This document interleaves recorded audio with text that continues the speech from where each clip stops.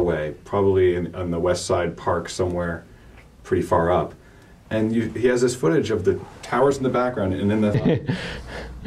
Actually, yeah, can we start with just a good identification? We didn't do that before. Just say kind of like your name and how long you've lived in New York, just as Sure.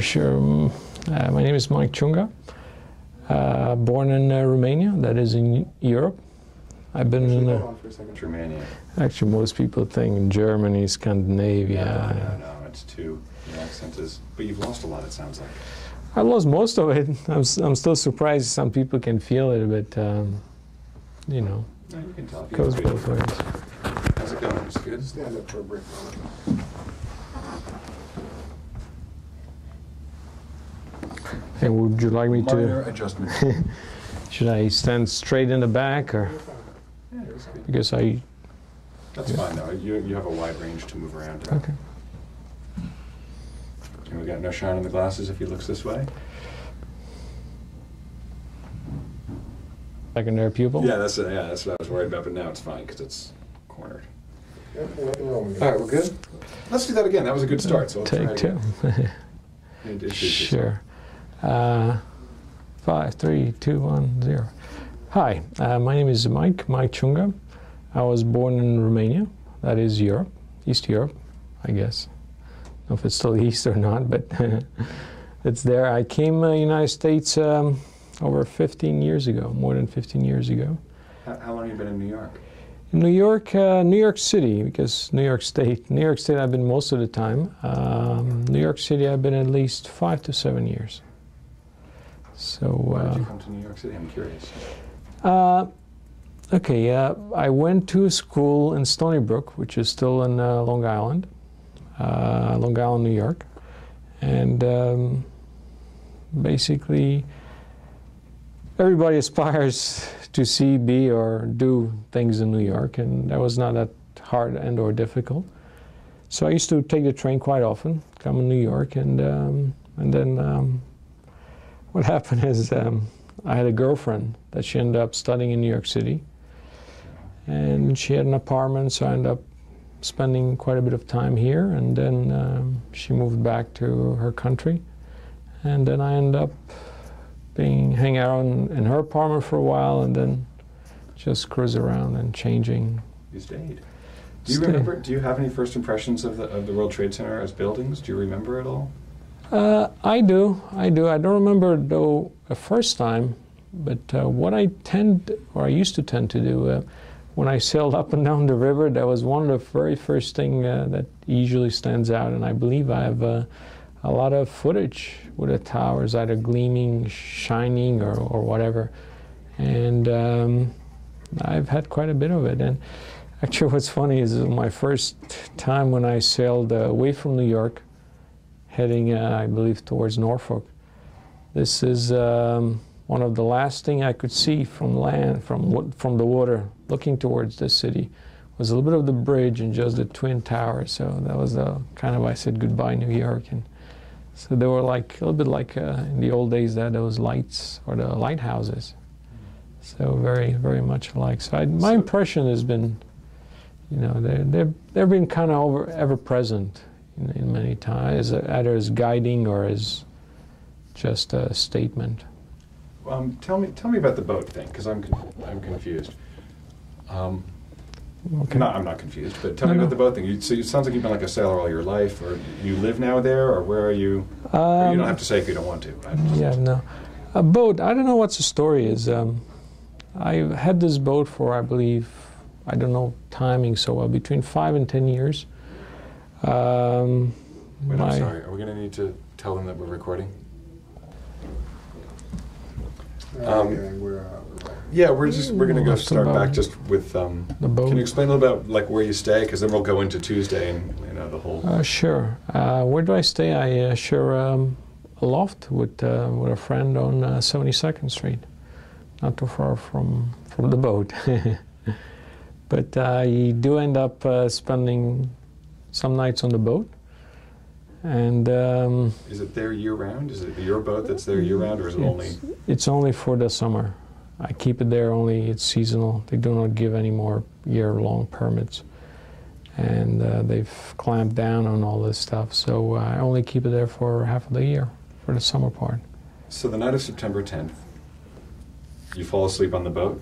You're on the boat that night? Actually, it's funny because I don't know, the day before they had a tugboat race on the river, and I was filming it, and I still remember as I was filming it, the last shot I have as the tugboat was going down, and in the corner you see the Twin Towers.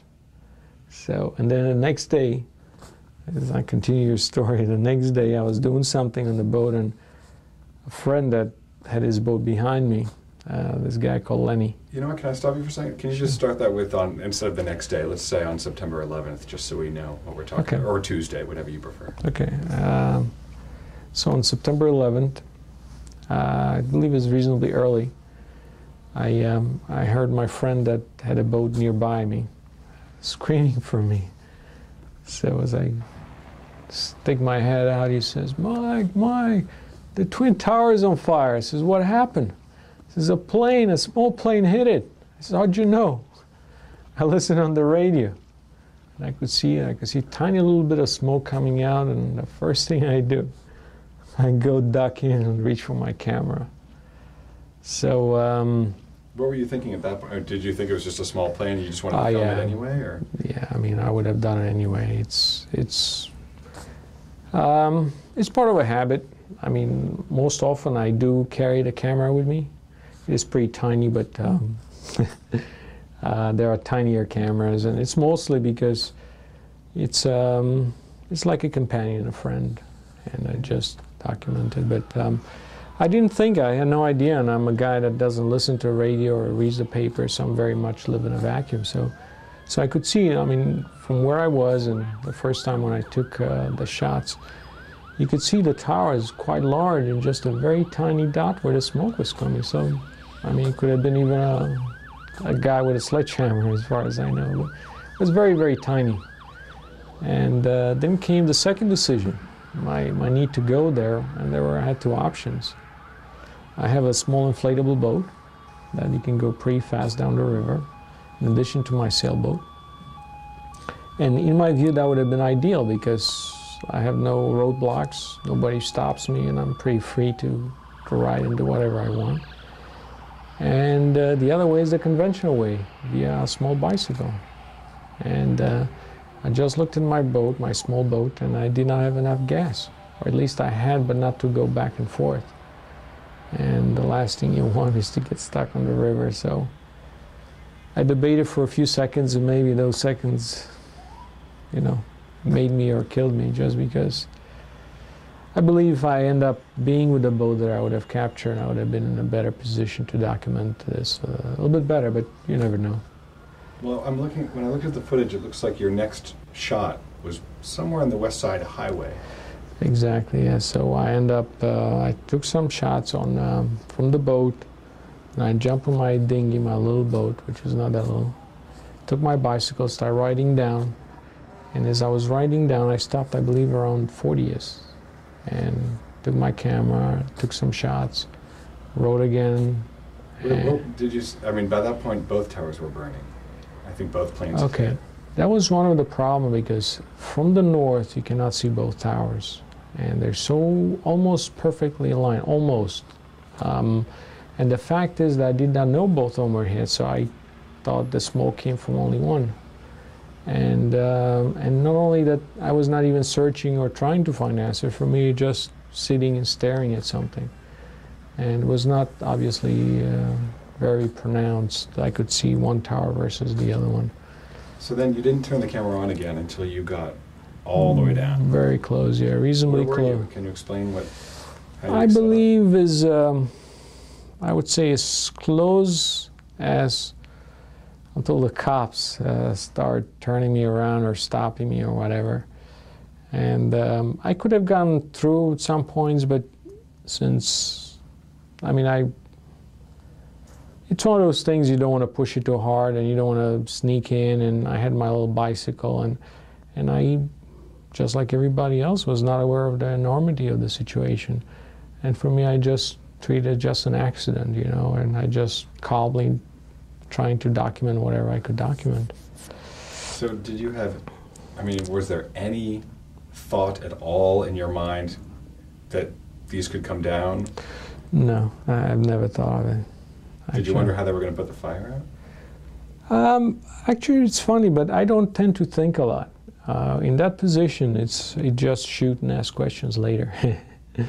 I was just sitting there and just, looking at things. And actually, I remember as I started zooming inside the hole, what I called, and I was asking people, is this where the plane went in? Because I knew zero, again, zero is the word. I just had no idea what happened.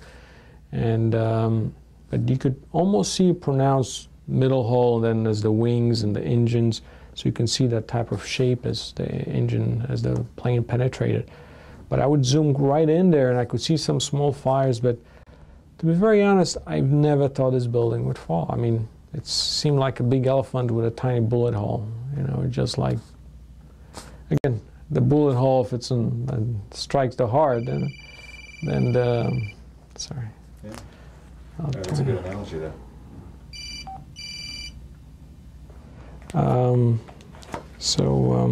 Well, let me ask you this then. I'm sure, like everybody else, you filmed the burning for a while. It looks like nothing's going to happen.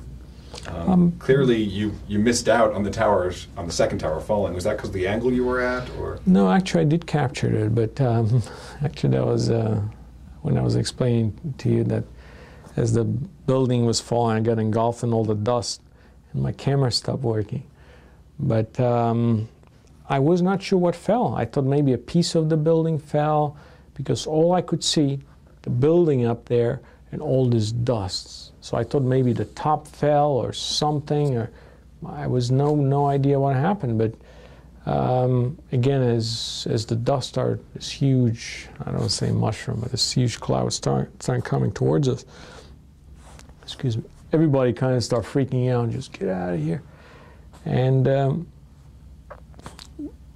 as I was, I don't know if you see the West Side Highway, but there's like a flower or barricade, something in the middle. And I thought I would hide below and keep my camera sticking out. I never thought I'll be in danger. I mean, for some reason, you don't think of those things. Explain, actually, I forgot about this, but explain in the footage that I see now, the camera's on the bike? Yeah, that's one of my trademarks, is I've shot, the Millennium, the year 2000, and what I end up doing is I've tested several times on the handlebar lower, and I have a way of attaching it, and I capture, and because it has its steady image or image stabilization or super steady or super image stabilization, ends up that for a second as you hit a bump becomes very out of focus, but it regroups quite quickly. So ultimately I can get a lot of stuff out of it. So I've been shooting with that camera and that setup for quite a while. Well, let me ask you this. When the cloud is coming at you, you turn, you start walking. Well, first of all, you change your lens. Yeah, I've changed it several times just because I switch between zooming inside the hole where the plane entered. I was trying to find things in there, but she was not powerful enough to see. And first of all, I was trying to see what's happening. I mean, again, in my mind, I was still that was a dust crop or something enter. So, I mean, it's very hard if you don't have information to know. This is when another guy starts saying the Pentagon got hit and all these things, and I'm more surprised. But for me, it's like kind of nothing makes sense because you're so unprepared, like your pants down, and so I switched the lens just because the tower seemed very far away, and that's the broad view, and then I take the lens off and I zoom in details, towers. I could see things falling off, and I wasn't sure if they were humans or not, or just pieces of the tower burning down. And I kind of, I was shooting, I believe, most of this time on a tripod. Well, I haven't seen that. I don't know. Because the footage that we have sounds like it's not everything that you shot. Yeah, I believe I have over 10, 12, 15 hours, I believe. Sounds like it. Yeah, let me ask you about the images that I did see. it struck me as very interesting that as you're going away from the cloud and you turn around, well, a couple of things. Number one, you turn the camera backwards. Yeah, it's another trademark and instinct. The cop was just so ferocious, just chasing me away, and that was the phase I explained to you. I said, "Sir, I'm responsible." This was this great dust coming at me, all this, like in Sahara, and all this beauty to it. And this guy was chasing me away, right at the climax of this whole thing. So, I mean, sadly said, but it just, as a moment was there, and I just pleaded with him. I said, "Sir, I'm responsible, I'm responsible, I won't get hurt." So the guy stares at me with his very red-shot eyes and points at the building. "You're responsible for this?" He thought I was actually saying, "I'm responsible for the building getting hit." So he's ready to kill me. And then I just kind of played it out. I says, "No, I'm a responsible person. I'm aware of what I'm doing. I don't need anybody to tell me, where my diaper's on or something." But he just kept pushing me away, and then took my bicycle by the handlebar. And as I was walking, I turned the camera facing backwards. And as I was walking, I could still see what's happening. And as I was walking, the dust just overtakes me and covers me, and actually you can see little sediments on the lens that basically look like snowflakes, like real snowflakes. Did you ever wonder what was in that smoke? No, never wondered. As I said, I tend to think very little. It's like, I don't know what's the best analogy, but I'm a scientist, and I do elaborate and think deeply about things, but only when I see a reason to do that. In this position, I was more as an observant, and never came to mind what was in there or what it was. And what about the other people around you? Another thing I noticed that's very interesting is that people are walking in front of that cloud like you were, kind of slowly. Like no one seemed to be running in panic. Did that surprise you? It did a little bit, but I assumed they were coming from deeper inside the thing. And as the cloud clears, you see a bunch of SWAT teams, all white, and I don't know why they were walking slow enough, but maybe because they've been close to the center and they've gotten out, or they just seen it in time and they turned around, but maybe they just knew they were out of the danger or something, or just the magnitude of the situation was so big that he's like, like a blind man. You just keep walking, You don't care if you step in a hole or a puddle. You just keep on going, The cloud looks rather menacing in It retrospect. does, yeah. And people don't seem to realize that it might be toxic or that it might be. No one seemed scared. It was very weird. Maybe a shock. I don't know. Yeah, I think as long as they're alive, then everything else is secondary. It's like on my other trips down there, you can see these huge, I don't say 50 to 100-ton beams that simply penetrated the ground. I guess those are more of a death threat than the dust. So it's a balance, I believe. Dust seems so a little menacing compared to a huge beam falling 1,000 feet from above. That's true. That's a good point. Those people probably come from far more dangerous circumstances. Yeah, they've seen something, or just simply brain dead to some degree. But I did spend quite a bit of time trying to see what's happening, and since I was working by myself, almost total vacuum, I just had no idea actually at that time that the building fell.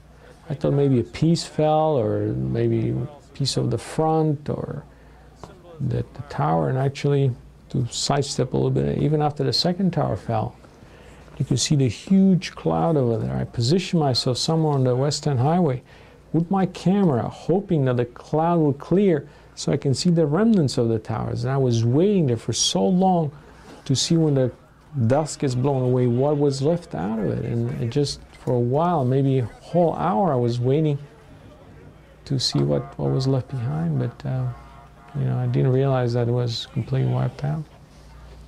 I had the exact same experience because I was on the West Side Highway too, and I just assumed it was there. Yeah, in the clouds, yeah. Behind. You chose to stay around the West Side Highway, it looks like. And did you see more people coming out from behind you? Oh yeah, then they started migrating heavy duty. I believe the whole day they were just rivers of people, school children. I've seen actually a lady with a child. What did they look like? What was their mood like? Do you remember? Were they talking? Were they yelling? Were they calm? I would say very normal. Nothing stood out. It's again, this day and next day and probably the third day as I was filming, I have not seen a person cry. I have never seen a tear in somebody's eye. I mean, I was there ground zero at night. I was, with all these environments quite often. I did not see one sad person. I mean, sad, and everybody was like going shopping or walking or talking or just protecting from strangers going in. Why do you think that is? That's not for me to answer. It's just humanity, I believe, in general. But I was surprised. I didn't see one tear, one tear. And I do think there was a lot of shock in those first 2 days, 3 days.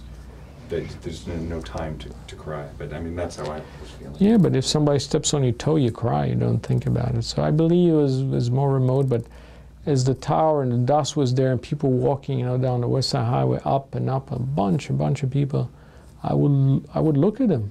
It just kept streaming up and down. And maybe they were not the ones affected as much because they did not look dirty or covered in that dust, but they just kept walking up. So the second collapse, you were on the West Side Highway. Yeah, I ended up filming for a while, and then I just took off. I don't want to say a little bit bored, but since to me, did not seem that, I never thought that a building would fall because I said a little hole in an elephant. It looked so tiny, the smoke was barely noticeable. The smoke was large, but the wound was very, very small. So I just start going up, and then as I go up, I hear another rumble. This is when I turned, but was a little bit the worst of a footage just because of the trees and the buildings.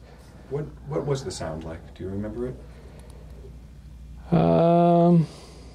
I do not specifically remember it. Okay. But and actually, the other thing I was going to ask you about is in the smoke when it overtook you. Was there a smell that you can describe? If it was, I do not remember. It's been a while. At least if it was, it did not stick to me. And no. Did you have problems breathing? It looked like it really. I did, but I think maybe I covered. I don't know. I don't think I pay attention. Yeah. Okay. How did your camera hold up, by the way? Actually, it looked like your camera got totaled. Yeah, it was funny because we both got covered. She is my camera. We both got covered in dust, and for a while, the power on and off was not working. So I think it was staying on all the time or something. And lucky enough, I have plenty of battery, but she seems stiff wherever I turn. But I started blowing a bit and play with it a bit, and after a while, it was all right. All right. Well, I know that there's a long story because I think I heard it in the previous interview with Amy about getting back to your boat, and that you went out in the water and got stuck in Jersey and they chased you and all that. I'm like, we don't need to go through all that. Yeah. But is that all right that we skip that for POV? Okay. He doesn't mind. You know what I think we should do though? I think we should take him to the point of just a bridge of when the location that he actually got to when he got taken over. Just get him to that location. Well, actually, okay. Here is my question. I did have a question that. I don't know. Do you know where you were when the cloud hit you? What street you were on? I believe I was below Chambers. I could go and verify, but I'm not 100% sure. I think it was Stuyvesant High School or something around that area. It seems like you go from being a cloud coming right at you to sunshine very quickly. Yeah. And that might explain it if you were by Stuyvesant High School. Yeah, actually it was funny because the cloud was it's like it rains here, it doesn't rain there. I walked out, not Todd Long, and it just was fine, and just the sky was up there, you know. But just before that, it was pretty damn dusty. I forgot that day what direction the wind was blowing, but I believe it was just a very beautiful day. I think a lot of the tower fell west, and that you probably. But anyway, The wind. That places me better because that's how we get you. And then you're on the West Side Highway, underneath that bridge. Yeah, that bridge. Yeah. And then if you could just take us through the story, actually, Bruce, of when you got down below Chambers Street, and then just what was going on right before that tower started to come down. What was going on? I was just shooting the building. I was just shooting what was happening. And were people already evacuating when it was just the burning buildings, or with any urgency, or was there? I seen very little, almost very few.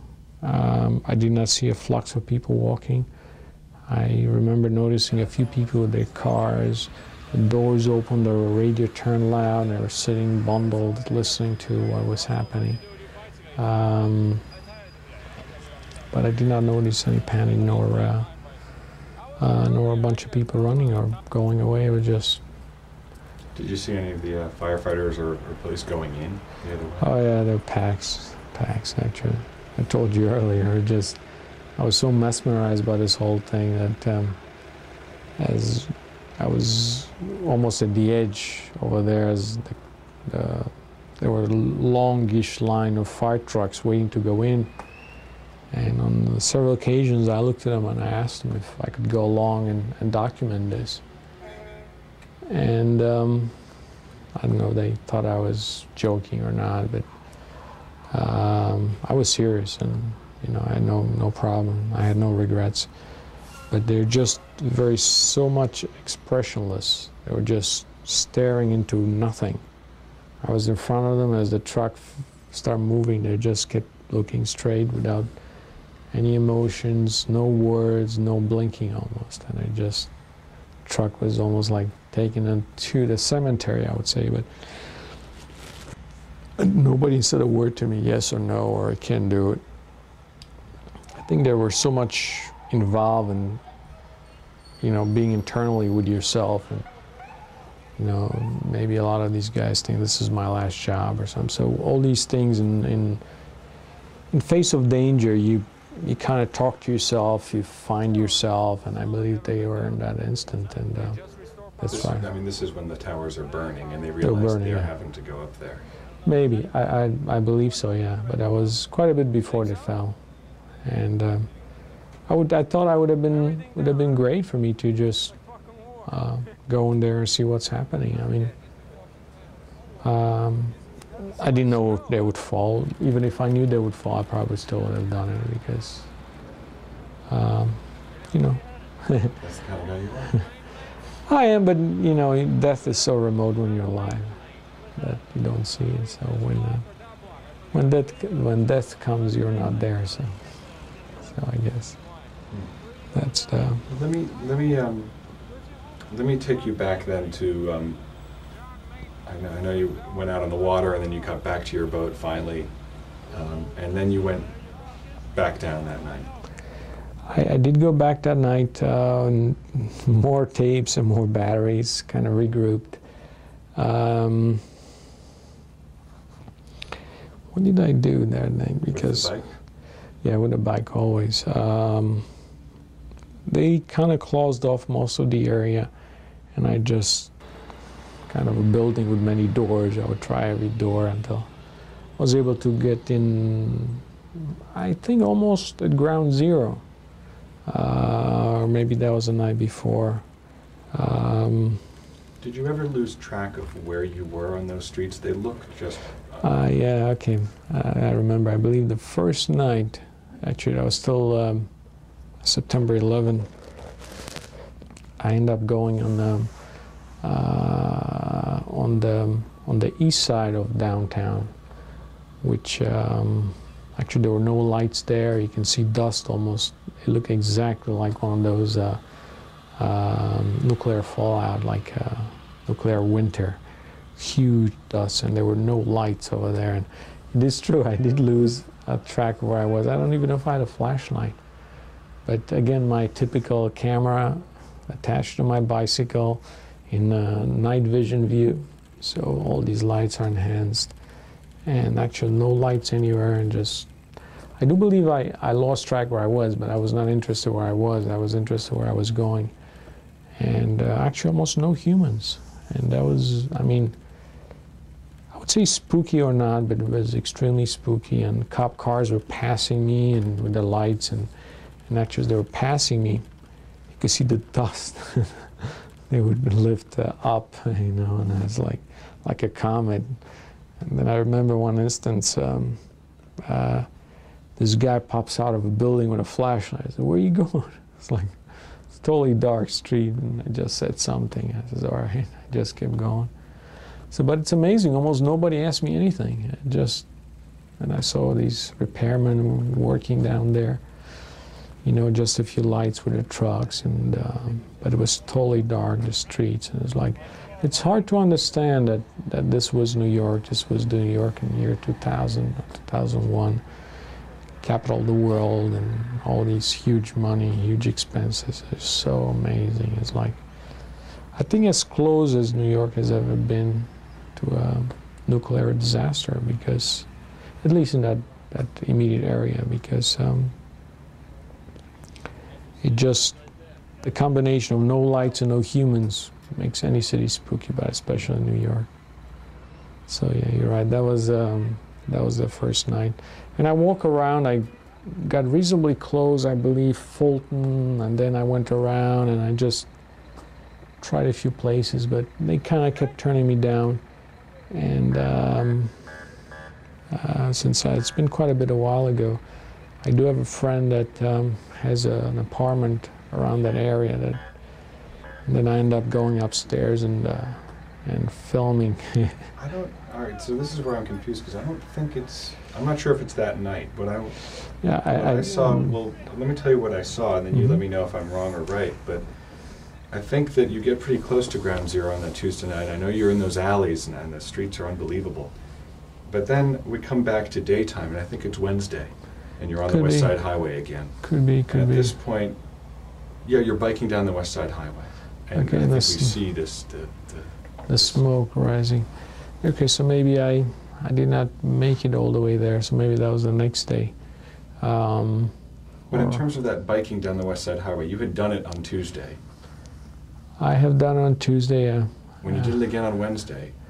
I believe both times were mostly, my experience was like an event happening and people were just streaming to see the event. Again, it's like, I don't want to say carnival, but I don't want to say it's New York, but everybody was so detached, and they're just going down to see what's happening or what happened. Well, it looks like you made it to what later got called Point Thank You, where people were not detached. I mean, they were cheering people on. I mean, carnival maybe, but engaged. That is true. I forget what day that was, but what I meant is I did expect to see a lot of more sadness. I did expect a lot of people crying. I was like, I don't know if you heard me on, probably, I don't know what I said during those, because although I was detached, I was also involved. I said several times, "America, what happened to you?" or something like, I said some words in that way. And something like "America the Beautiful" or something. Yeah, what happened to you or something. It's like, it is sadness there, and it's true, and Point Thank You, and it's true. That was, people were involved, and they were involved in a thank you way. But I believe in most other places, I would expect people to be more down, more down, more. It just, it's ultimately the reason I had the Twin Towers. The reason I hit the Twin Towers is because it was a symbol, and just hitting somebody below the belt. And I've said it several times. it's almost like castrating this country, because those were the two significant elements, and they got taken away. And I did expect, in my view, maybe I don't say because I'm European, but I identify myself internally more with pain rather than with joy. So I would have expected, you know, to see people sobbing and stuff, and instead you get point thank you and cheering and yeah, but that was, in a way, it was good. It's good, and it is, again, very much of a New York. You see, I still remember there's this gay guy with just leather pants and no top, with a huge tattoo on his back. And then you see all these, I don't know, transvestites, or it's like this color, because Point Thank You was, I believe, very close to where the gays and whatever, homos or whatever you call them, they hang out around there. So it was usually when this is not happening, right across the river, they hang out and they do their thing. So I think the firemen and police minded that they were being cheered on by transvestites? No, but it is funny, because like only New York, you would say, if you notice, and I shoot this guy, remember, that was there was a guy or a woman that had this very white pants, all white, and was cheering, but you could see, like, was dressed to impress, kind of, or was dressed to make a statement, like it was going out to a bar. I mean, it was daytime, but it was dressed quality, and here it was waving, you know, so but it is true. I've seen all these sequences, and a lot of different variety of people, you know, the very beautiful woman with a sign to these guys that, you know, live in a different world, that they also express their feelings in those ways as well. I noticed on Wednesday, I think during that day, I think you leave Point Thank You at some point and go further in, you seem to be drawn to trucks of debris and crashes. Now, you just said, you know, you live closer to sadness, so maybe that's what draws you.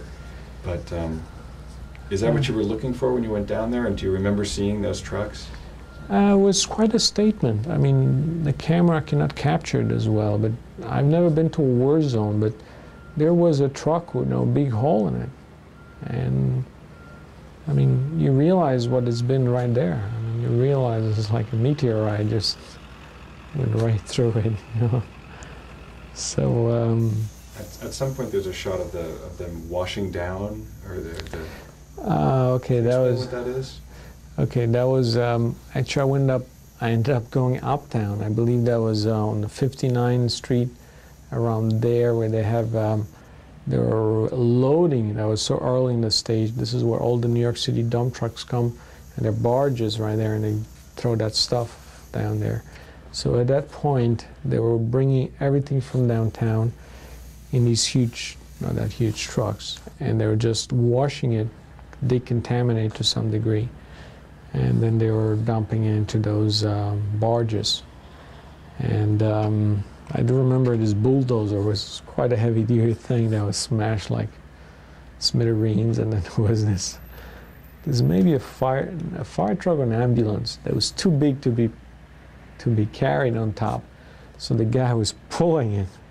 So they pulled it with the wheels, and they had no tires. They're just making this very strange noise, and I mean, they're just pulling it because it was too big to carry. They pulled it all the way from downtown. What do you find fascinating about the debris? I mean, why did you think that was images you needed to capture rather than? I think it's just my eyes dictates what I do at that time, and I believe they did stand out so much. It just such a statement, and it was like, you know, very poignant, very, very powerful. You know, when you see the destruction, it's like, you know, you realize that this huge truck or bulldozer now crushed to smithereens. You understand what a human must have been going on if they would have been there. You know, so it was very powerful of a statement to see all these huge machines just crushed completely. And again, the analogy, if this is what happens to a machine, think what happens to a human. know? Yeah. Yeah, the skin is much more fragile. Yeah. I think so. I didn't know about the 59th Street. I'm glad you mentioned that because I thought that was closer in. Because I saw footage that you go right up to what I call the stumps. What's the stumps? At Ground Zero. Really right up close in Ground Zero. Were you yeah. there on Wednesday? I think it was Wednesday still then. It was, yeah. I'm sure you didn't was, sleep, so maybe... It was the first day or the second day I was there. And I ended up being, I don't know if I was the first guy with a camera there, but I believe I was one of the first ones. And I still remember I just walked through my bicycle, my camera, and there is people just pulling things with cranes. And here I was, parked my camera next to an ambulance. All these guys were just setting up their trays and, you know, things, getting ready to find survivors and stuff. And here I was, I put my camera on the stick, raise it up. It's like totally oblivious to everybody. Nobody bothered you about that? Nobody. I was talking, it was a Chinese doctor there, we're talking for a bit. I believe I seen him on TV a little bit later. He was whatever he was doing. But I was, oh, great idea. And just chatting a little bit. And here I go, my camera, turn it around. And I don't know how long I was able to shoot, but then immediately a cop came in. Who are you with? And they just, you know, calmly, I said something, and I could get out of here. And then he not only sent me away, but sent me with an escort. So there were, but they didn't seem to mind that drastically. And what I did is I walked around, what was that, Century 21. I was on the north side of Century 21. I went kind of a loop, and almost every 100 feet I would walk because I was so obvious with my camera, my bicycle, you know. I was like, all the time I was either a cop or a military guy asking, what am I doing? So I would tell him I lived right around the block. And, keep circling the block. actually, I didn't. As I said, I knew that a friend of mine had an apartment there. Well, hold on, before we get there, because I know you do get there, I had a question written down here about, to me, you get really close to Ground Zero and you're showing kind of these buildings, like these remnants of building. Did you recognize them? Did you have a hard time figuring out where the Trade Center was? I know I had a hard time when I first got down there figuring it out. Was that shot from above or from below? From ground level, I think. Ground or level. Close to ground level. I don't know if you're a little bit raised. No, because I believe, okay, no, you're right. And I believe there were the Twin Towers. I mean, it's actually, I was right there, maybe 100 feet from where the activity was happening. So no, it's not that hard to identify, but because you see the number 6, and you see the striped facade of the Twin Towers right there, and you see how they're pointing, you know. But yeah, remember, I was not able to shoot very long there. And I got chased away. There was, yeah, I think you have a nice shot of the Millennium Hilton. Is that right there? It's next. Yeah, actually, this is my entry point, and you see the holes in the windows and everything. And I believe I got there just before it got dark. And try to remember. And then you see the cemetery that was right next to the Millennium. It was like a beehive of activity, right? I mean, it was, but not as I would. Were there more people waiting around than working? I mean, what were the workers doing? So I remember there were these huge cranes that were cutting the steel, right up there. They brought these big reflectors, and I did not see that many people walking through the rubble. Not that many. Actually, I ended up, when I just go back, as I went up climbing on top of the roof, I have some shots as I was shooting from above, maybe 15th floor or something like that, and you could see between those, you know, the remnants of the Twin Towers, you could actually see flashlights going through. So so probably firemen were able to go in there, and they were looking in the collapsed part of the building. And actually, I zoomed in, and you can almost see somebody sitting there. and doing something. I don't know, looking through whatever was left. Probably was 6 or not 7, was 6 or 5, and the Twin Towers resting on it. I don't remember, but you could definitely see between the strips. You can see the flashlights, and you can see people walking there. I think I saw some fire too.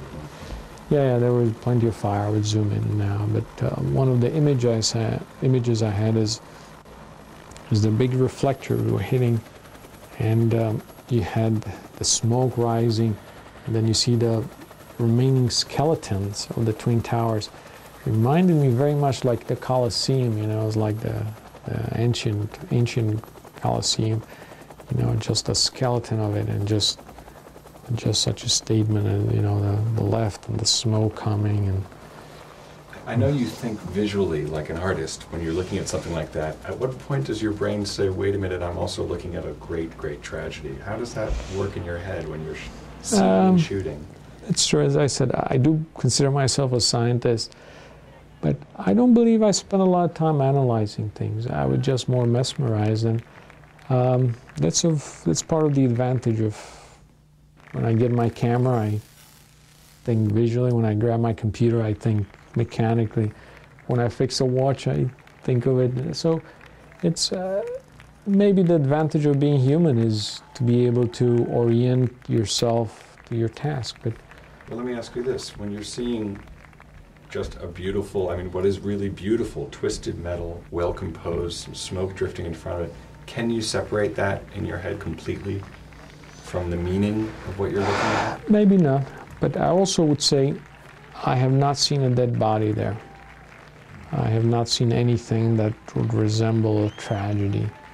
I've seen a lot of food that was brought in for these guys, and I've seen a lot of activity, people, you know, normal people kind of doing their job. But you see so little trace of a tragedy. You know, if I would see somebody screaming, "Help me," or if you see somebody being brought on a stretcher, maybe it would hit home more. But this was just like one of those sterile environments where probably I've seen a shoe here and there. Actually, I don't remember seeing human remains. Yeah, that's true, though. I think it makes a big difference in how you respond. I do want to get back to how you got into the building. We didn't really get that story, so if you can just take us through that again. You have a key? Actually, I did have a key, but the doors were wide open, and the elevator was not working. So, where is this place again? Can you set it up again for us?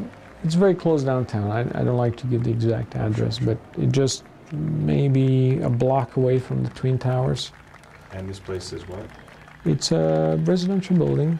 I wanted you to set up what it's just an apartment of a friend of yours, so that somebody, you didn't break into a random building. No. Can you just set that up for me again? Sure. This is, I know a friend that lives there, and I visit him quite often. And because of that, whenever somebody would stop me, I said, I live there. And they say, okay, but remember this building, which was One Liberty Place, it's very unstable, it's gonna fall, just be sure you make it quickly, you know, they're all this urgency. I think I feel like Do you remember going in? Yeah, I remember, because I got stopped like 4 or 5 times before getting in. I remember water gushing everywhere, and so as I think my camera was on as I walk in. And obviously, no, I don't think the elevators would work, but anyway, I wouldn't even try. So I ended up going with my bicycle up. And of course, very, very spooky because you don't see, you don't hear anything. And the scary part is that while on top of the building, they had this helicopter hovering every 5-10 minutes. And I swear that I was so afraid that they would see me, they would shoot me. I mean, every time they would come, I would hide. And I had a place to hide, but for a while I attached my camera in such a way so we can shoot the whole scene. And then I was there filming, and then a helicopter started coming. I would just leave my camera and go hide, and I could see it disappear, and I'd come back and readjust the camera. But I swear they would have shot if they saw me, because I think everybody was trigger happy, and that would have been like shoot now, ask questions later, you know. And you experienced a lot of heavy security guys on the way in too. I mean, I did, and I just, you know, this was a tormented country, and you know, in that stage, you know, you could see the helicopter just tuk, tuk, tuk, tuk, every few minutes just go by, you know. And so that was one of the moments that, you know, I could stare at the buildings, see no humans anywhere, except this helicopter just hover around. And I know maybe I was the only one there, you know. Well, let me take you out of the building now, from what you shot there. I know you have one shot of, and I have to ask you about this. It looks like it's a window that was broken, empty, mannequins. Do you think there was looting? I do believe so, yeah. I do believe, actually, that was a jewelry store. Yeah, and that was the reason why I did it, because I knew that expensive jewelry in that corner. And I had my night vision camera on, and I just panned and I see the, you know, necklaces and whatever jewelry is. And I do believe it was looting. Actually, a friend of mine told me. But I don't want to get into details. Yeah, no, that's okay. I was just curious of that shot, that it was what I thought it was. Yeah.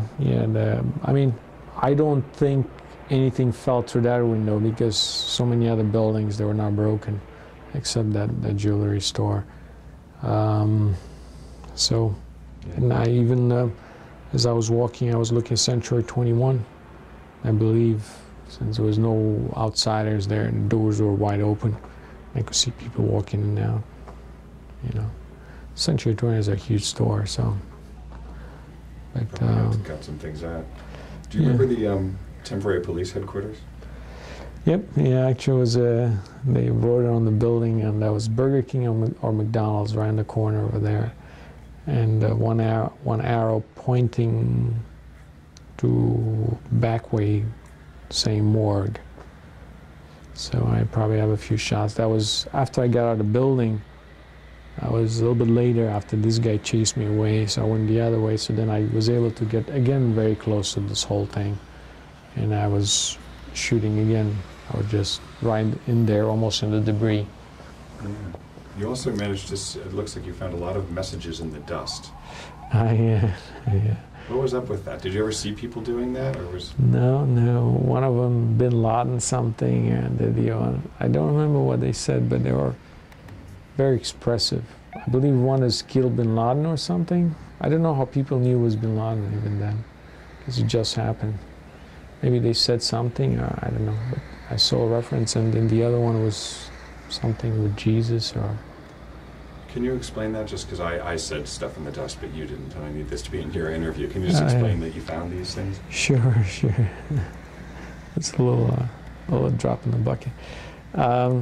Yeah, one thing that stood out is I was filming. I do remember in the dust, people scribbled. Not many instances, but just several of them. And one of them was on the windshield of a car. Again, you see these cars that been in a war zone, and here a message of Jesus, just, you know, somebody scribbled with a finger, just like they do in snow. And then next to a subway stop, I also seen this message about Bin Laden. It's like kill Bin Laden or something like that. And I still don't know how people identify him with this attack. I don't know how, where, but I guess news travel fast. This was only 2.5 days later, or no, maybe a day and a half later, a day and a half. So maybe they said on the radio or something, and since I don't listen, I don't hear, but yeah, they're just some scribblings on the wall. I mean, it was just very interesting. Yeah, you read that quickly. One last thing, just to take us through this day. I think you finally go home Wednesday night at some point. I don't know whether you stayed all night or not, or into the dawn. I don't know how long it's been, yeah. My question is, when you finally got home, I mean, did you collapse? I mean, you must have slept at some point. I don't think I was that tired. No? What about, I mean, very resilient. I mean, maybe not tired too, but my next question then is, was it difficult to sleep at all? I mean, were you keyed up? I know that happens when you're in kind of adrenaline situation. No, because in my situation, I was not in any danger.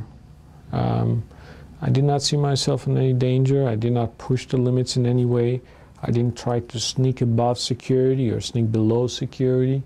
You know, I would be very upfront with everybody and say, you know, who are you with, or things like that. I says, sorry, I'm doing some independent something, or, you know, so, but I probably was tired because I still remember because at that time just bicycling, and I had to bike back and forth several times between here and 72nd or 79, and it was quite a bike, and I probably have not eaten or drank anything. And I do remember one of the sequences as I was biking up on the highway, these huge line of morgue trucks, you know, parked next to the meat market. You know, I think it was probably getting morning by that time, maybe 5 in the morning or so. The sun was coming up. I remember seeing that. Yeah, maybe I ran out of tape. I don't know, out of batteries. I mean, I cannot shoot all the time, but I did capture probably a little bit later. And I have the sequence where this caravan of trucks going by, refrigerated trucks, and there was a little guy with a card there, and I said, "Excuse me, sir, are these morgue trucks?" And he says, "Yeah." So. And what did you find interesting about that to shoot? Just the immensity of this whole thing, you know. It's like if you have 20 to 50 morgue trucks there, I mean, think how many bodies they could have stuck in there. It's just a statement of how huge this whole thing could or is, you know. So, yeah. So that's well, all right, let's we're up to the point now where I know you start doing a lot of underground footage. Are you close to the end? That was not the week of September 11th. The underground. Your first foray into underground. When did that happen? Maybe it was 2 weeks later. You can see based on the debris that was outside. Maybe 2 weeks later. I don't remember. I probably have it written down somewhere. Can you at least explain how that began? As much as you can. Okay, I don't know. I was part of a team, put it so in the limited terms, that we were asked to accompany these teams that were documenting the damage that was done on the ground. And I was kind of tagged along, and we dressed and just joined them for a trip. Where was the entry point for that trip? There were several of them. I don't remember in particular this one because. Well, how many times did you end up going underground with these guys? I believe maybe 2 or 3 times. I mean, could have been more, but on two separate dates, we've actually viewed several different instances. Can you break down, like, the first date, more or less where you were in the tunnels versus? I know I see sometimes it's path, Yeah. Sometimes it's subway. Is there any way to break it down? Sure. The only thing is I just got the footage at the time, and I told Steve, because part of me getting that footage was, I was told at the time, and this is off records, that we're not allowed to publish it on the web nor give it to the media. So he saw it. Yeah, he saw it and said he would like to have some, and you know, I said okay. I mean, we did not talk about the underground except at the end for very little, and I didn't even know he was interested until so we made this decision on the spot for him to. I believe he said very little. He said he would take 30 seconds of it. I don't know how much footage he got. But yeah, I don't know how much we. Honestly, in the film I'm making, we're not including it, but just for our own archive to explain what the footage is. And I know you talked about it a little bit before, very interestingly. I mean that My mouth is quite dry. Oh, I'm sorry. No, it's no problem. Because you talk, I should have gotten some water. Say it again. Can you repeat, please? Just some of your impressions from being underground. You don't have to go into detail. Okay, sure. Underground. It did not seem that scary, to be very honest. I'm very comfortable being underground. But one of the main things were these huge beams that were just simply penetrated to the ground, and just like darts, just went right through. How deep? I would say 20 feet maybe at times. Some just went right through the subterranean, some right through the subway tunnel, went all the way through, and some barely stuck out just a little bit. Some you can see them just basically just like darts, and these are huge beams. That surprised me if there were no subways or anything down there. So. Yeah, I mean, if you can imagine a car getting pinned by one of those things. Yeah, but most of the subway, just because of all the water damage, end up being sealed at some ends. Yeah, you're talking about a PATH train. I cover some sequences. I was at the subway level, which is probably a B1, which is right above the first level, the first underground level. And then I have footage that I covered all the way to the PATH level, which is B6 or 7, which is basically as far down as you can go. So. How would you take somebody inside those tunnels, describing them? I mean, if, a blind man who can't see your footage, how would you describe them, or the condition of the tunnels? They were not that difficult. I mean. I would say very similar, like being in a cave. It just was a little bit of activity there, and there were a lot of people that were very knowledgeable about the structure of these walls and what it is, and so they would talk about it. And what was their reaction to the damage that was done? Be very honest again, not much of a reaction. They were just looking at what the damage was. I don't know if you know. A little bit of background is a slurry wall that keeps the river from filling this what's called bathtub with water. And there was an engineering feat at that time when they were the way they anchored these huge walls from collapsing and keeping the water as well as dirt, and it was built. So basically, they were looking at nothing more like a dam, water dam, rectangular shape. Did they find any cracks? I mean, were they worried that? They were worried, but seems like he held well. Were almost no damages as far as I remember. No, just a little bit of water seeping in here and there, but very, very little. And if you look even now, it's been very well maintained. And it did require some work to reinforce the walls from falling down. You know, these are huge walls, like those 6 or 7 flights down. So, it looks like a rabbit hole that you come right back out up at ground zero, or is that not ground zero? Yeah, they were all that shot in ground zero. Those were probably the old subterranean entry to examine the PATH train and other stuff. And after all this collapsed, they were able to unbury some of the spots that were kind of clean, and they allowed you to go straight down. Okay. Do you want to ask anything more about the tunnels? Yeah, if we could just set up the tunnels just in the full sentence. About 2 weeks after, because you would say it was about 2 weeks. 2 weeks, and then probably was another week or 2 weeks after that. So within the first month. What he's looking for is full sentences. Just a full sentence for us saying, it was about 2 weeks, or even if it was 4 weeks, whatever weeks it was after 9/11.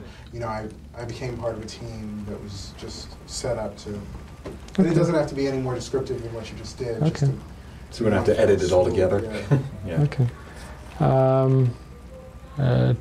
2 weeks after, I was able to join a team of engineer and and structure engineers that went underneath, and I was documenting it, to be said that way, that went to examine the slurry wall, how well it's maintained, if there are any breaches, and that happened, I believe, within the first 2 weeks to a month, on several separate trips, and we examined all the way from starting to B1, which is the immediate underground level, all the way to the lowest where the PAT train would run. And we went a little bit underneath the river where the path used to travel. Okay. Yeah, good. I mean, that's a pretty accurate description of what it is. So that's all. You've actually answered a little bit of this before, but I'm just going to ask you straight up as first a little conclusionary thoughts, and then we might go back and reset Tuesday if you'd like. But we already said this, actually. I was going to say, what did the Twin Towers mean to you? But can you tell me about that again in terms of, from a sailor's point of view? I think that's very unusual. Yeah, I mean, they were always there. I mean, sometime with the river and going in and out, it's very difficult. And I do sail daytime, nighttime, different conditions, rain, and you could see them from pretty far off, and it was like a imaginary lighthouse, and it's a point of reference that's been there for a very long time, and there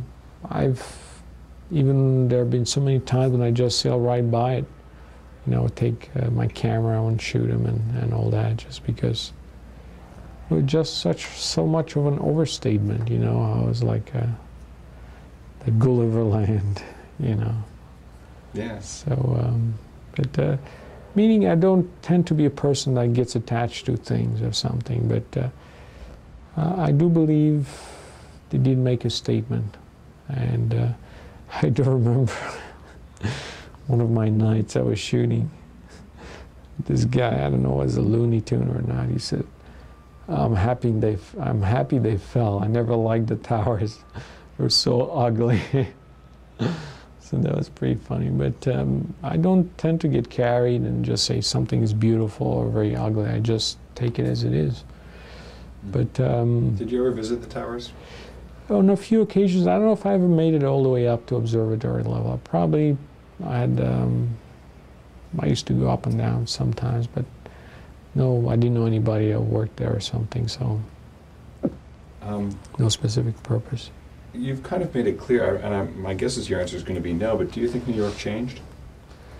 I believe it did. I believe it did. I mean, Can you give me the sentence, actually, just so it's not just me talking? Okay, all right. I thought that's a dialogue rather than a monologue. Yeah. Oh, okay, I didn't know. Yeah, I do believe New York was changed in several levels. I believe the first day did not sink as much, second day as well. But number one, you look at the physical impact, you look at the economical impact, you look at everything else. It's you compare a gleaming, shiny city to a construction zone or to a debris land. So even for nothing else, even if people wouldn't cry or smell or do anything else, just to see that huge hole in the middle of what kind of was the center, I mean financial center or whatever, just to see a huge hole, it's like, it is a fingerprint, it's so much of a statement. In addition to that, you also, all these people that have been displaced, all the people that have been shocked mentally, you know, afraid of being in tall buildings, to either just moving totally out of New York City, just because, I mean, there are so many people I've talked, they're so afraid that this was the first wave and there are several others coming, you know, so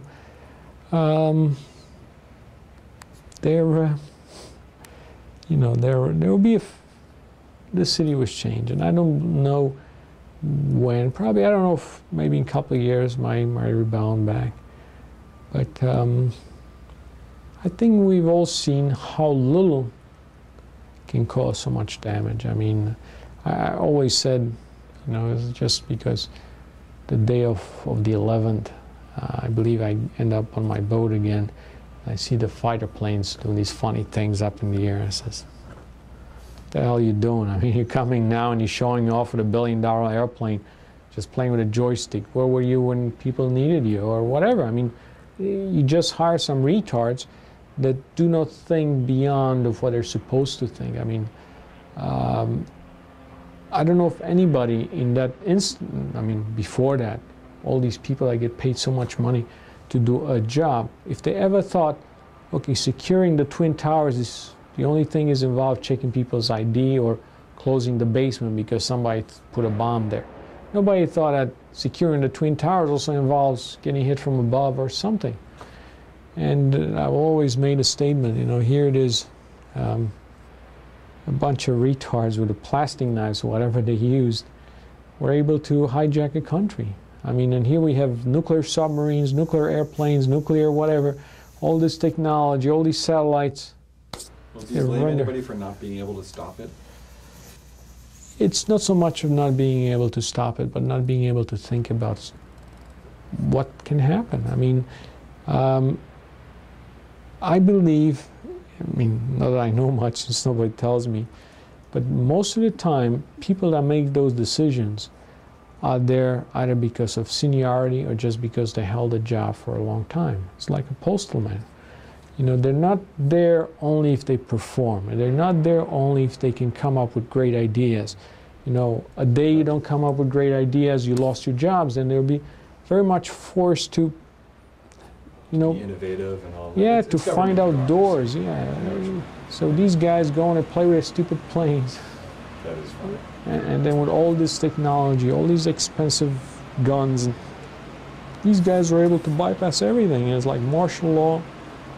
They closed Washington, they closed all the cities, they closed all the airports in the United States of America. Never happened in history. These retards with a plastic knife. I mean, and why? Because nobody thought about it. One last thought. What do you think should go on down there? Do you have an opinion? Everybody seems to have an opinion. I don't know. I don't. Personally, because I don't. I mean, I don't. I probably would do have an opinion if I would be asked to do something about it. But just like somebody says, Mike Cunga, you're in charge. What I would do to build or do whatever you want to do with that space. What would you do? You're the first one to ask me, so I got to come out quickly. I would. If I had a choice, I do believe I would try to make something similar to what it was. Maybe different, maybe more innovative, but I do believe by either leaving an empty hull or replacing with some tiny buildings, it's basically, this will be a statement that will last forever. And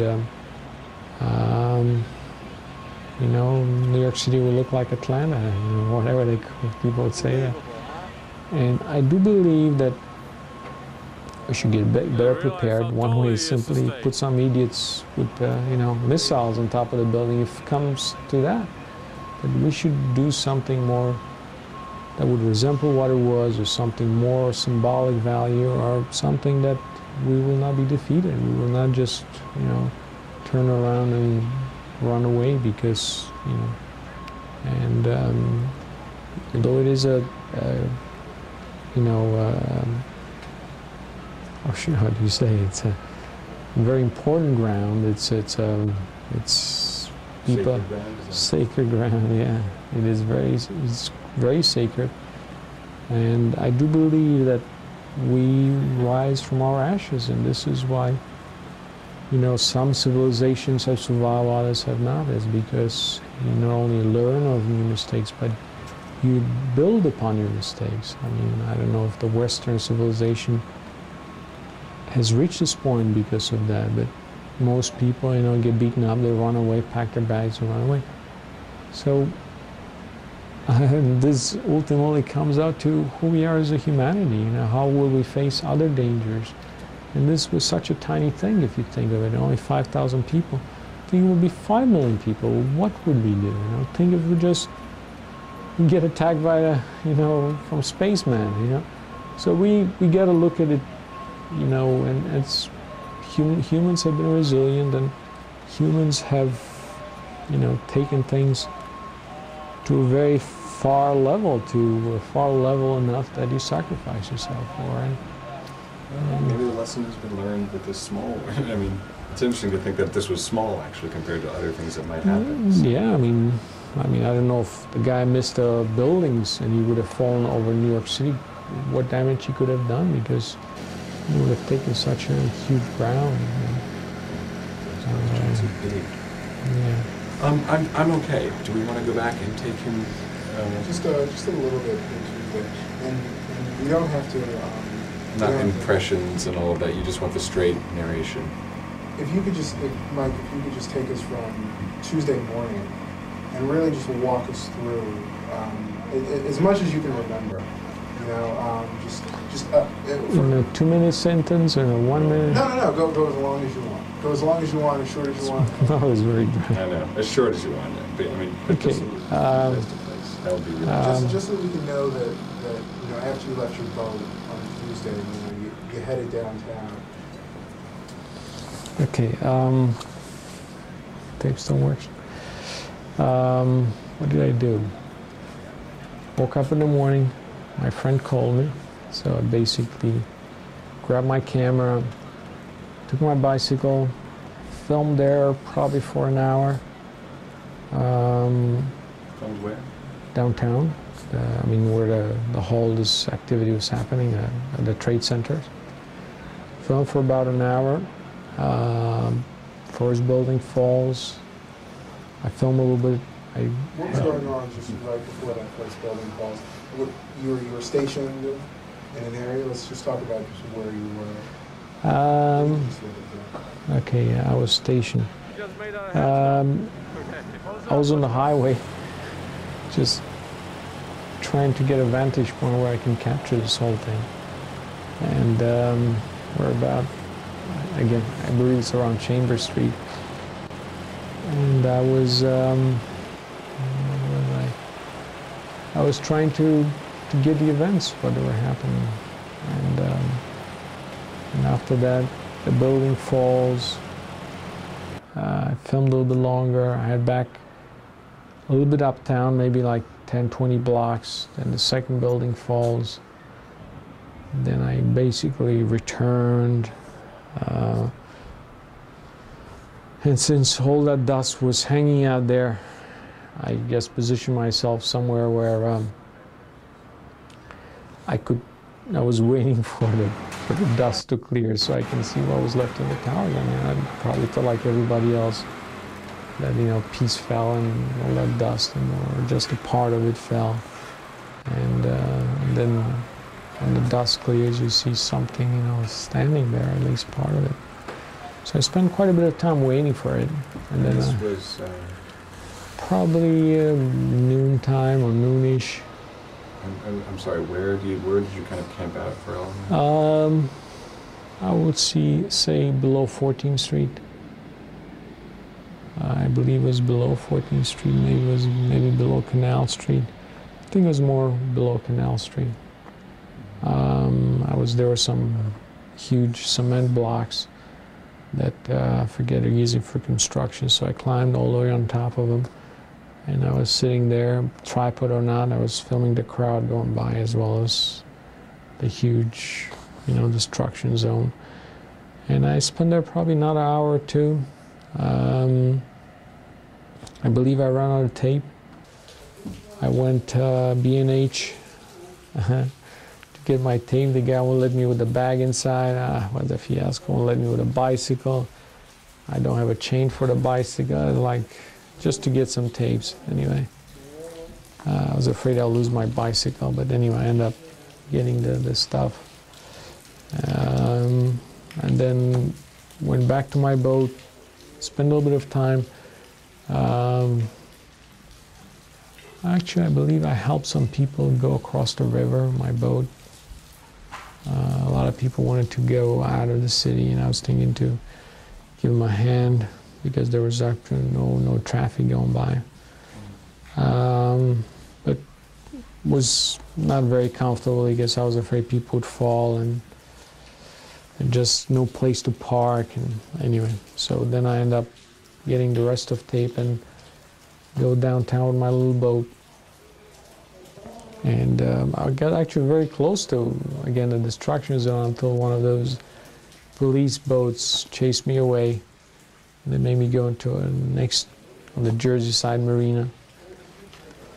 And basically, I kind of camped out there for a while. They would let me take off. I met some guys that actually, I probably interviewed, and they were telling me as they were coming down the river, they saw the plane hit.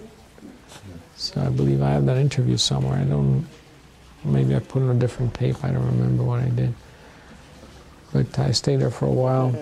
And then finally the cops that kind of kept me there, they let me go.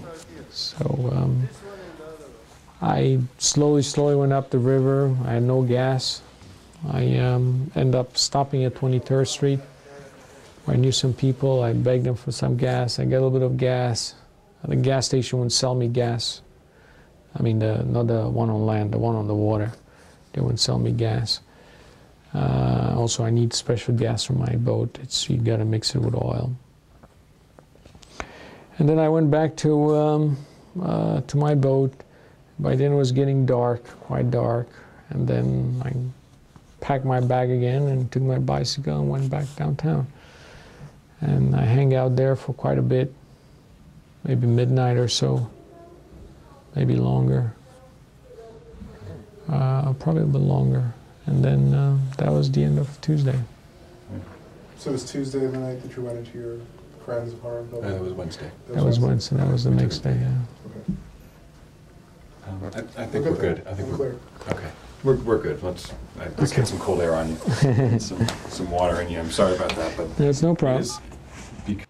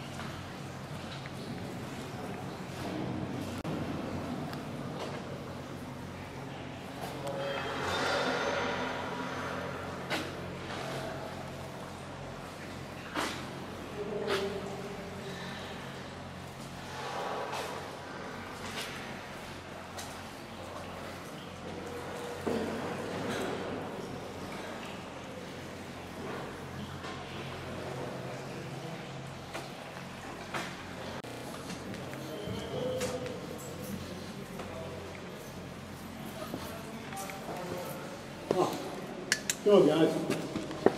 You by yourself? Yeah. Do me a favor. Don't do that anymore. What's that? Don't get lost by yourself. No, I don't get lost. There are a few people here. What's that? I can see. There are a few people that just walked out a few minutes The ago. reason we don't like that is if something happened, you slipped and you hit No. You don't know. I'm very, very careful. I have a two-way It doesn't matter. It's the rule. You know? Okay. You come with us. It's the rule. Okay.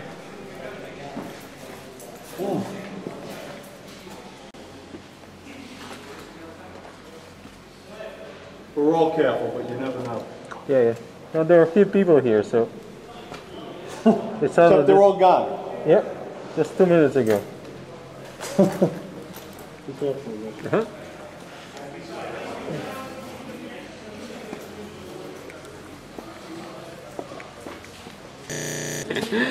Got dirty, huh? This was the electronics room.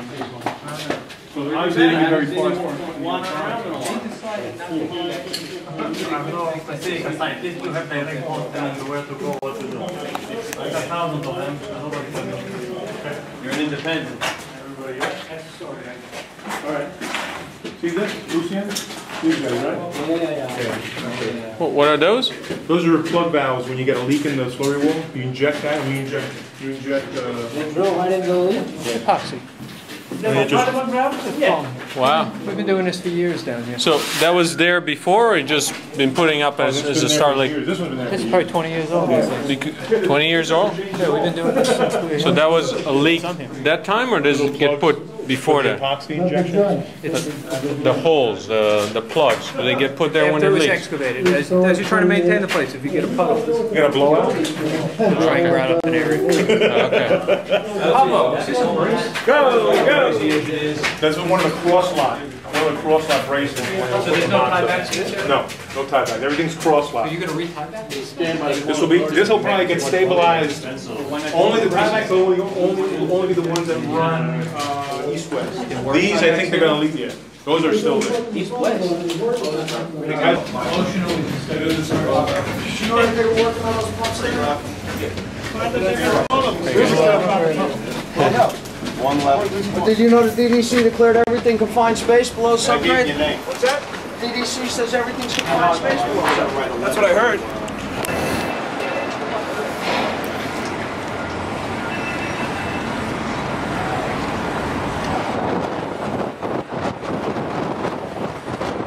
It's on a windy day.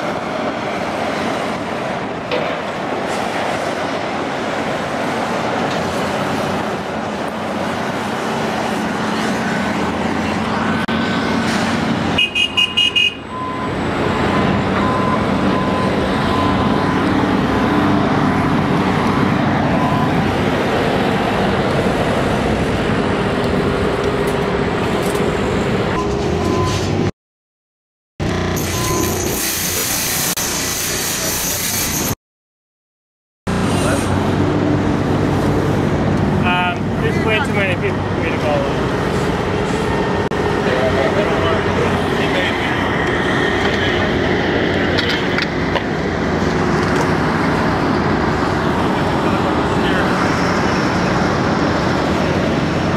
Just keep up, stay together.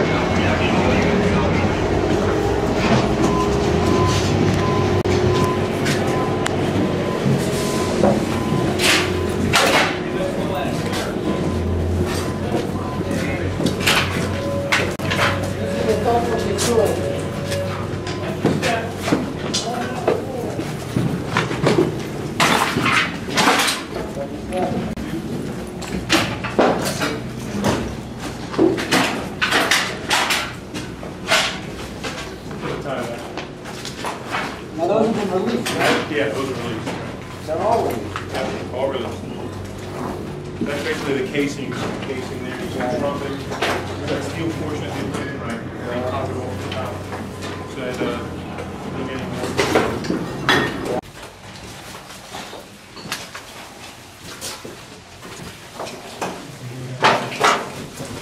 Whoa.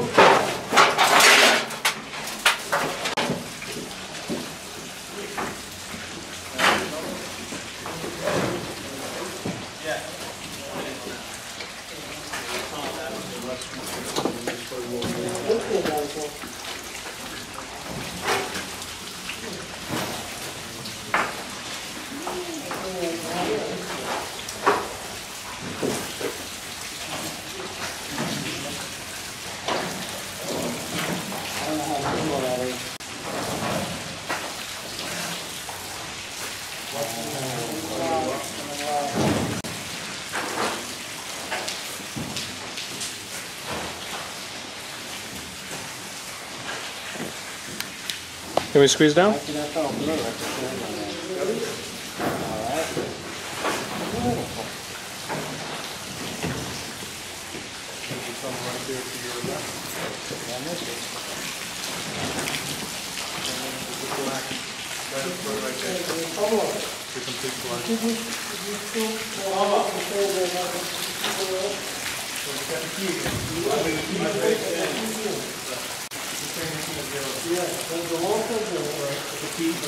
Yeah, don't go wandering off, guys. Try to stay a little together. Tripping over here. Yeah, a lot dangerous.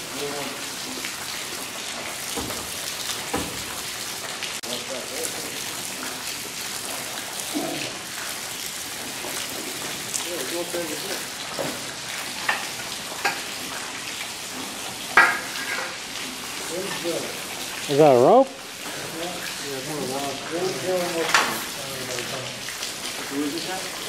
What a rod.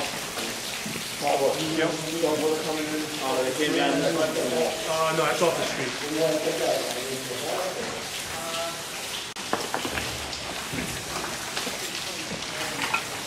Not a lot, too. This is the same amount of water that's been here since we've been coming down here for a couple of weeks.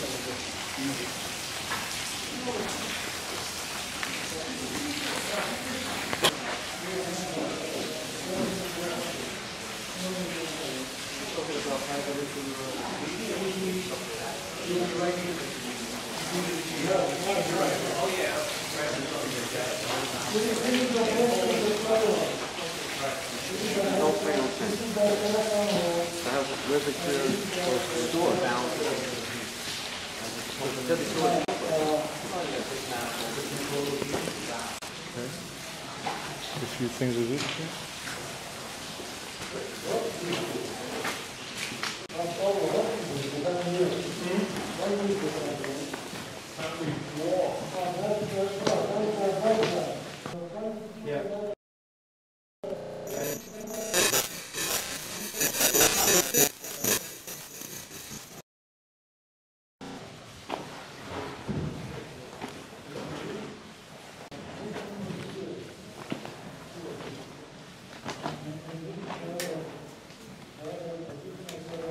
How are you guys? Okay. So we're going to New Jersey? Are we going to New Jersey? I don't think we can get that far. I know what happened. Is it flooded as you go down? No, this tunnel you can. Yeah. This one, yeah? Be able to. You just hit that 16-foot block at the other end. What do you mean? There's a plug. Oh, yeah? 8 feet of concrete. The plug can change place. Ah, so this was heading towards Exchange Place. Yeah. Okay.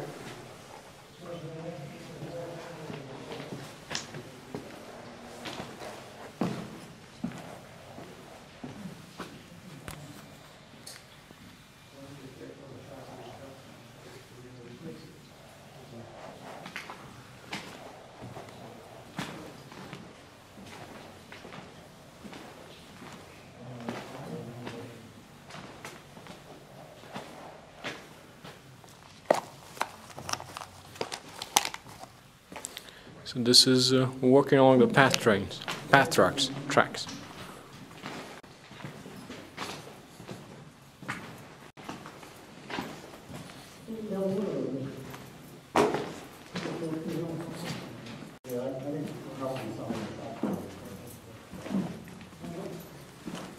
Is the plug over there, or is it further out?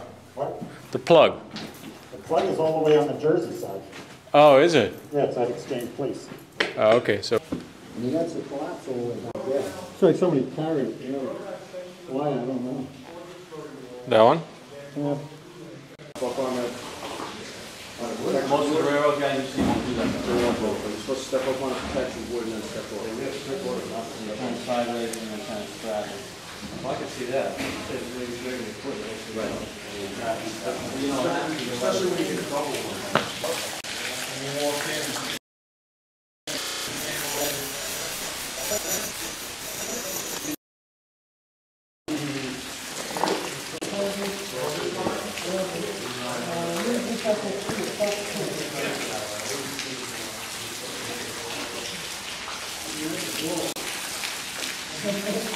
I've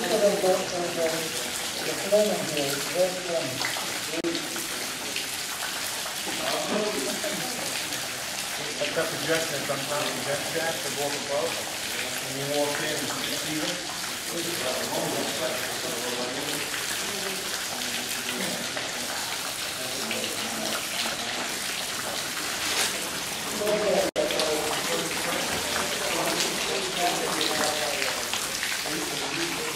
Where's this water thing? It's definitely very bright.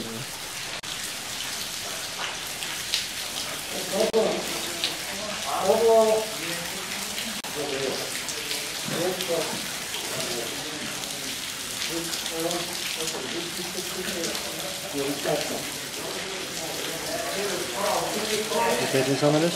What's that? You okay with that? Yeah, I'm okay. Yeah, I have night vision, so, but it doesn't come out that good. This is a huge chunk, huh? The whole ceiling drop here, no? Oh yeah. Oh yeah.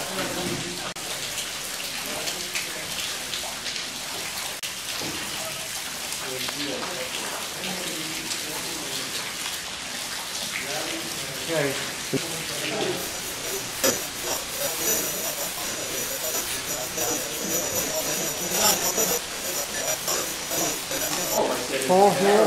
Yeah, there was an access here. Every morning you're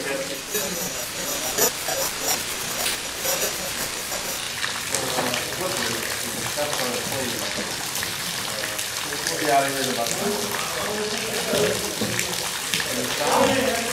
there isn't any really. It's just coming into one of the I'll be up in a minute. It's one of the vent areas, but down right before the what do you call it? The rim,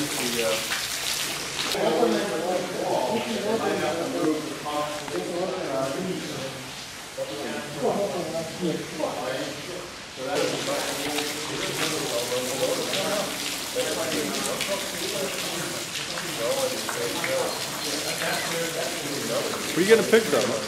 What's that? what are you getting a picture of? Why? What? What do you mean what? Rain? Yeah, just the whole tropical atmosphere. I was going to say, is that going to be the new, like, mellow, like the whale sounds and shit? It's going to be the rain sound. Rain sound, artificial rain sound from the cave.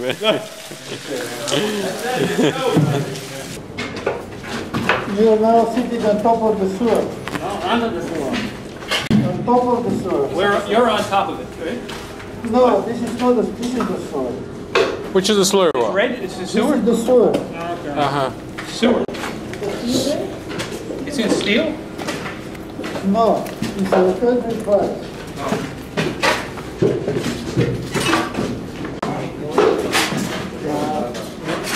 So I was trying to paint it, huh? You did a pretty good job. So this is the old tiebacks, huh? Yes. How old are they? 20? 30 something. Right? They built this in Oh, 16. smoke coming out. These are in like 68. Really? Couple years. Haven't broken yet. Gotta give him a hand for that. Come on out, Joe. Get something sled. It's going to be ahead.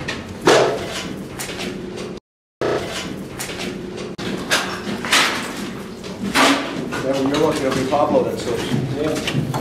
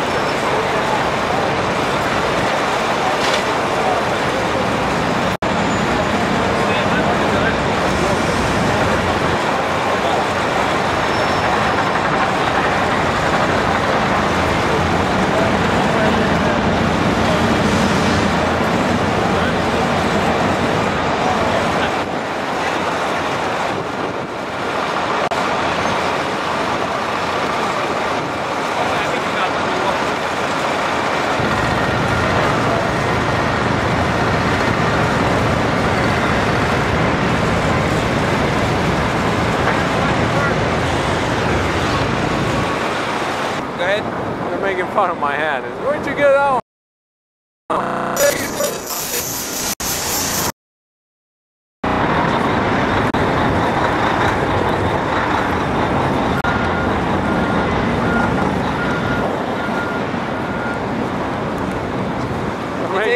Go ahead. They're making fun of my hand. Where'd you get that one? I thought they used to have spikes on it. What happened to your spike? Go this way, check out that, Okay. or whatever you want. I mean, Yeah.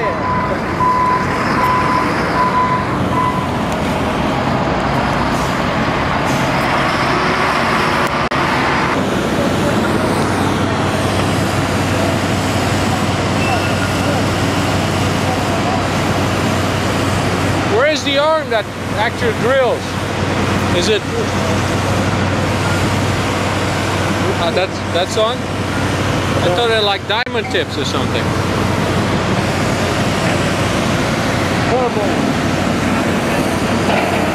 Carbide tip. Carbide, okay.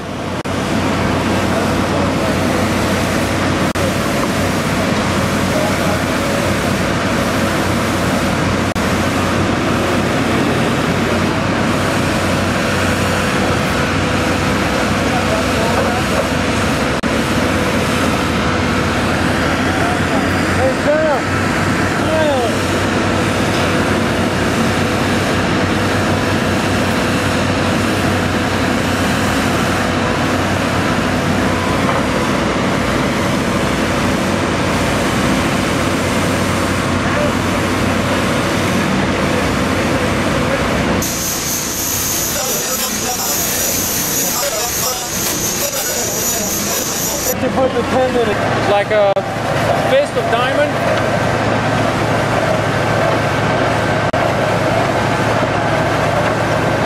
Very interesting.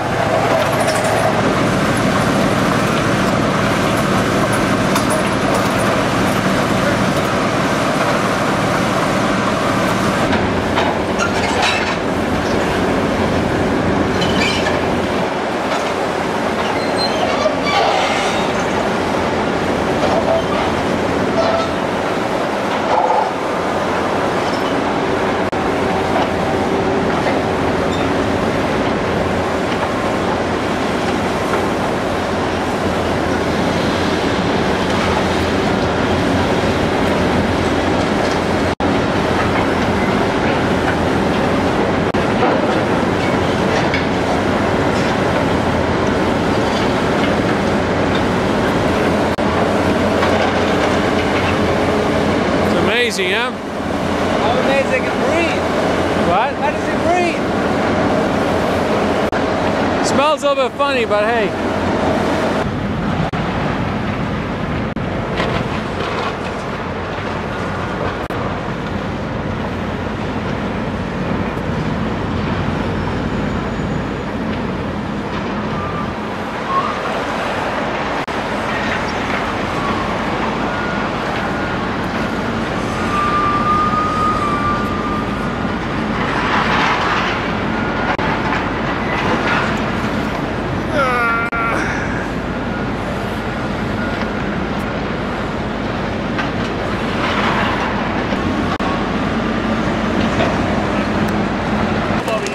The shade in the wind. Yeah.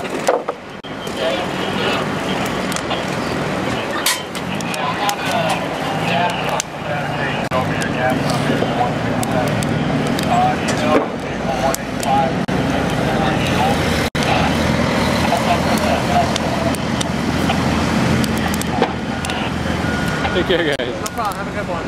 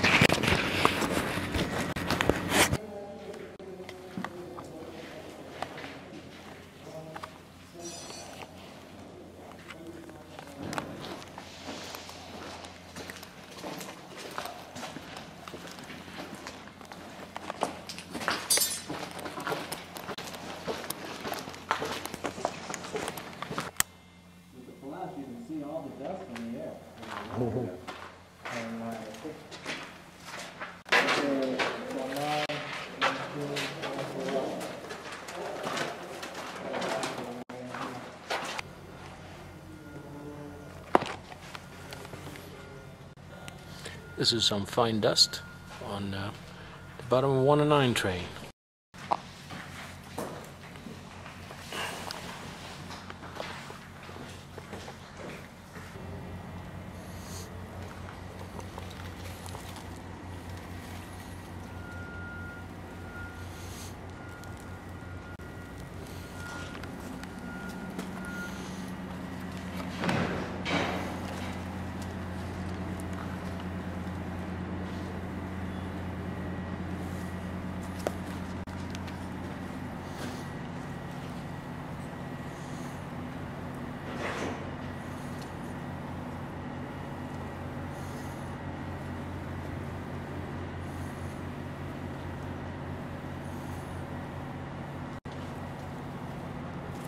This is a hole as it sticks, one of the beams went through.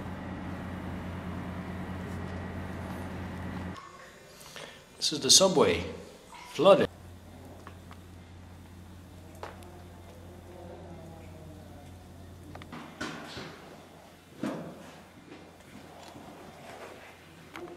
There's so much dust in the air.